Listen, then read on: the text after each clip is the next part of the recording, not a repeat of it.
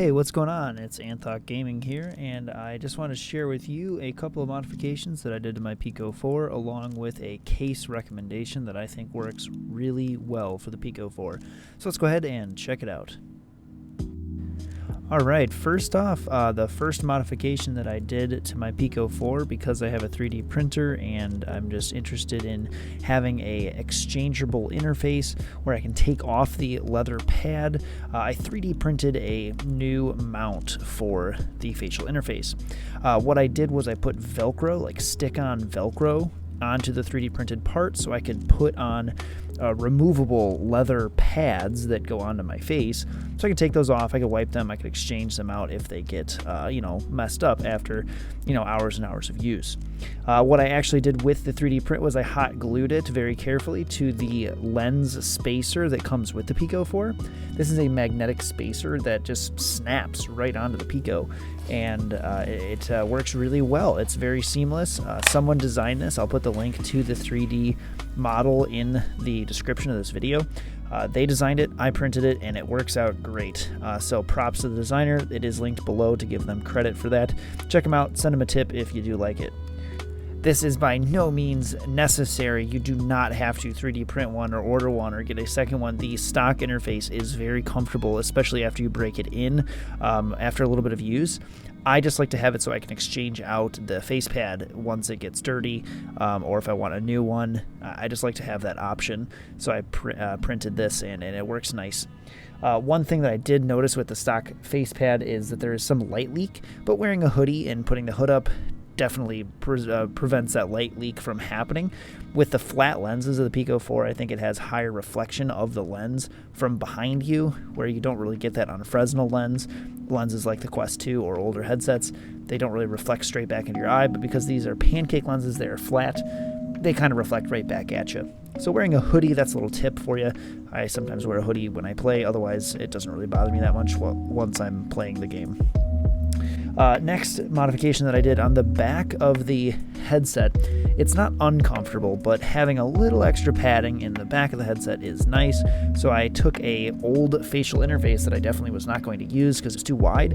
I cut that up, I put Velcro on the back of it, and it is now Velcroed onto the back part of the Pico 4, making it just a little more comfortable and able to be worn for just longer sessions. This does not mean that it is uncomfortable as stock. I just wanted to modify that a little bit because I could. Another thing that I did to my Pico 4 was I added a front kind of sticker because the front is so glossy. I cut that out and I threw that on there so that way I can reduce some of the fingerprints.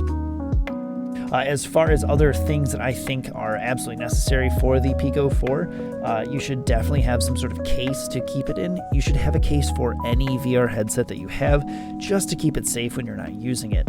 There are countless number of people who post online like, oh my gosh, my dog for some reason chewed on their controller, or for some reason chewed up their Quest 2 headset. I don't know why, but I see it all the time. Put your headset in a case, keep it safe when you're not using it. So I definitely recommend getting a case for your Pico 4. This is my recommended case here. It has front storage that I like to keep a battery and a cable in. I also put a cleaning cloth so I can wipe down the lenses if they get smudges, and it fits the headset really, really nicely. It just fits very snug. Even with my new facial interface, it fits fine. The stock one fits even better. There's a little bit more room for it with the stock facial interface. One thing that I really like as well, there's a guard here that kind of protects the lenses. It kind of puts up a little barrier from the controllers to the lenses, and I like that because it just protects them. When you're carrying things around, those controllers aren't going to run into your lenses. You have that guard there. The controllers fit really nice right in the middle, and there are these Velcro straps that you can strap it all down so that way it doesn't move around in the case.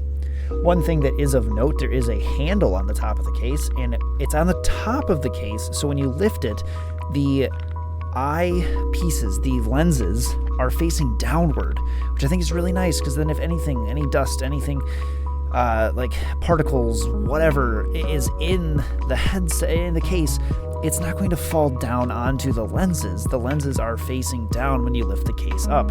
I have a different case for my Quest 2, or actually it's for my wife's Quest 2, and the headset faces downward, so anything that was like on your hands, that was on the controllers, or anything that was on like a dust rag, or anything that's in the case, and you lift it up, it falls down onto the lenses of the headset. This is nice because this case, it does the opposite. It falls away from the lenses, so that's actually kind of nice. Is it a huge concern? No, but it's just something that is, worth mentioning that I like about this case. As you can see, the case totally fits everything perfectly fine. No need for any extra room, and there is not any room that's lacking. I'm able to put in the battery, the cable, the headset, the controllers. It all works great. So yeah, there it is. Like I mentioned, I do put an extra battery in there for the headset, and you can see I have a Velcro strap around the battery. This way I can strap it to the top head strap, or even if I have a large enough Velcro, strap it to the back of the headset just to get a little bit of extra playtime. I also, of course, have that cable with the Velcro strap, so I can Velcro it to the side strap of the headset because you don't want to go yanking that cable. So it's nice to Velcro it and keep that port on the side of the headset safe, because you again don't want to yank that out of the port. You gotta be careful, so I like to Velcro it, have another anchor point other than just the cable dangling there on the headset. And that's it. Those are my recommended accessories, and those are the modifications I did to my Pico 4. I am on the lookout for some like grips or different straps for the controllers. I always like to have the knuckle style grips on the controller. I have them on my Quest. I don't have them for Pico yet, but I might get those next. Let me know what you think, and let me know if you think these mods are necessary. Which ones would you do to your Pico 4, or which ones have you done to your Pico 4, or which accessories did you get? Anyway, thanks for watching, and I'll catch you in the next one. Bye.